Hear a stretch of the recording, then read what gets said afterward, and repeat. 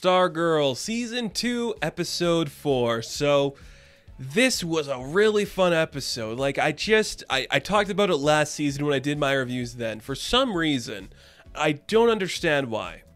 For some reason, the easiest character, like, basis to get right is the angry dude with the hockey stick or baseball bat. Like, every interpretation of that character in actual comics represented on screen always somehow manages to work. Casey Jones, it worked, and now here, yet again, Sportsmaster just happens to work super well. I don't get it.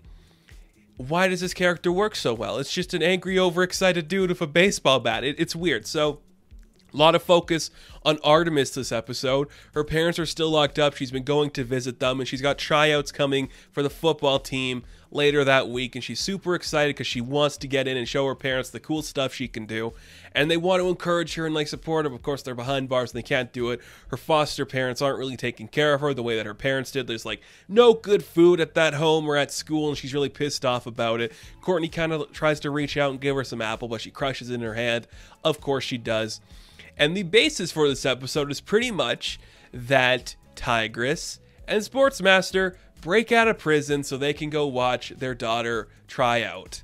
Which, I love it, because they don't have any other goals. Like, they're not gonna, like, be the new leaders of the Injustice Society. They care about their daughter. So, they're gonna try to, like, be there to support her. And, you know, we see, like, when they break out, they find Mike, and they use Mike as bait to talk to Pat.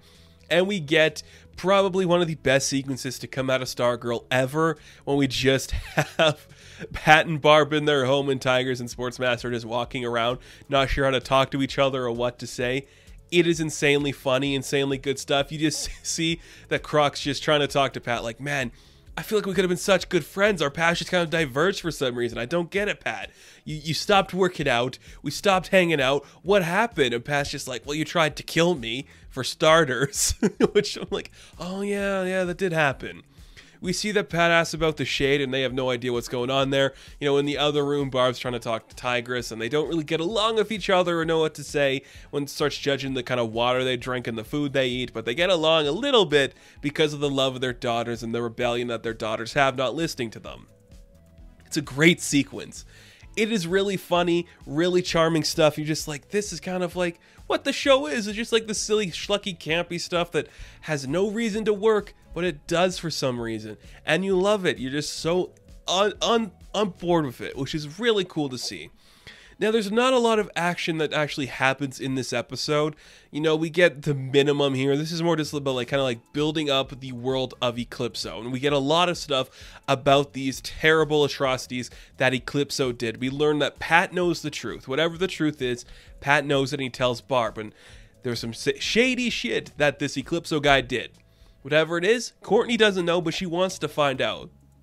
And you see that the entire team, the new JSA, they're trying to like research anything they can about this crystal and this diamond to figure out where it comes from. Like, it comes from an ancient island discovered by this one explorer whose name I forget. It's Bruce something.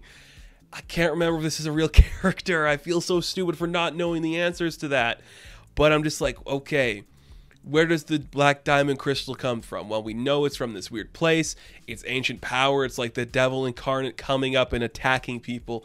It's bad news. We should not be messing with this crystal. We shouldn't even have it in our sights. This thing is bad news all around. But of course, these kids want to figure out everything they can. And we see that Courtney's going to go to a used bookstore, and maybe she's going to get like some older books from this one author, and she'll find out some information. A couple smaller things too. Yolanda's got a job. So she's working at the diner. If you want this to be more like Riverdale, I guess having a diner where these kids hang out now and just drink milkshakes casually.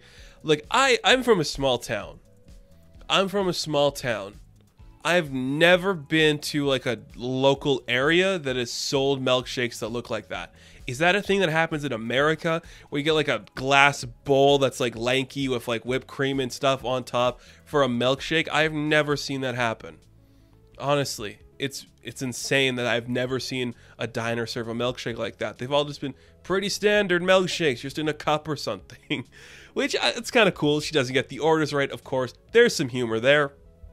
We see that Rick's still taking care of that dog, which is Solomon Grundy. I say it every time too. Rick is a really good character, and the actor playing him, Cameron, we're talking like a Pattinson level like skill. I think this guy is gonna go far. If he doesn't get picked up for something big after this, I will be super just disappointed, because there is something super compelling about this kid's acting. He is so good at just looking like nobody believes him, especially like at the scene in the school where the teacher thinks he was cheating. He has to take the test again, and he nails it.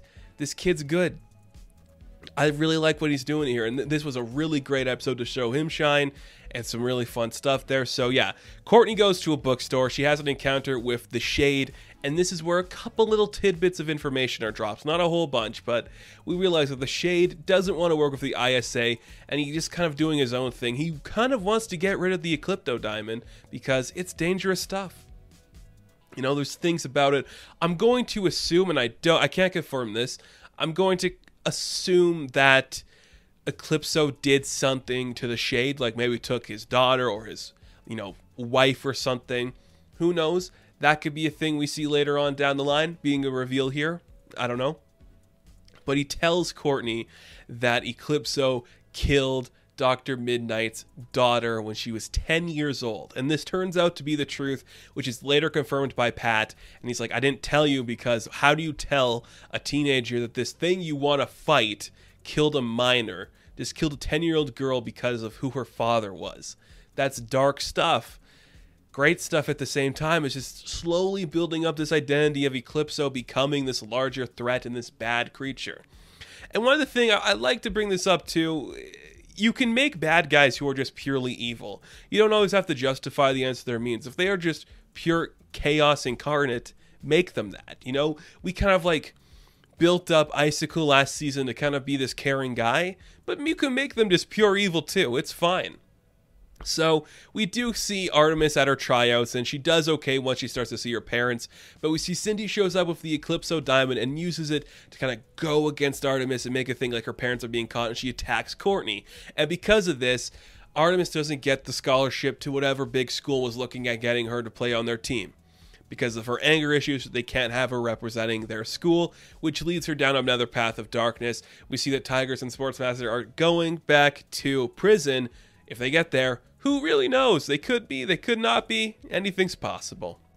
Just an interesting idea where they just come out to see their daughter. Like, that's a really, really strong, just like mini story for this. To take the focus too, it's kind of impressive.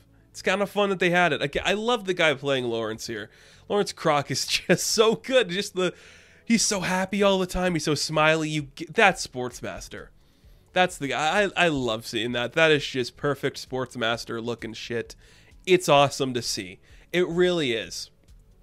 I like that a lot. So it's a cool way to wrap up that storyline, but that's not the end of it, because we see Cindy is on the recruiting, the recruiting spree? Yeah, whatever, that might be the word. She gets Isaac. She shows Isaac that his dad was the Fiddler. Terrible name. Cool concept. Is he gonna do it? Probably. She also has like a fake picture made up from Eclipso of like her team standing in the place of their parents, and Mike's there. I don't know why Mike would be there, but he's there for some reason. So Cindy gets Isaac. She also gets Artemis, kind of. Artemis is kind of on the fence about joining whatever team or whatever this is gonna be, but she's probably gonna do it. Take after daddy and mommy's footsteps. I wouldn't be surprised if that happened at all.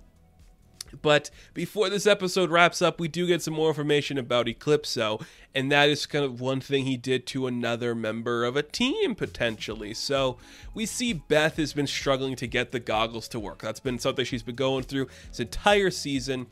It's been a fun arc. They kind of start to work now, and she thinks she's talking to Chuck.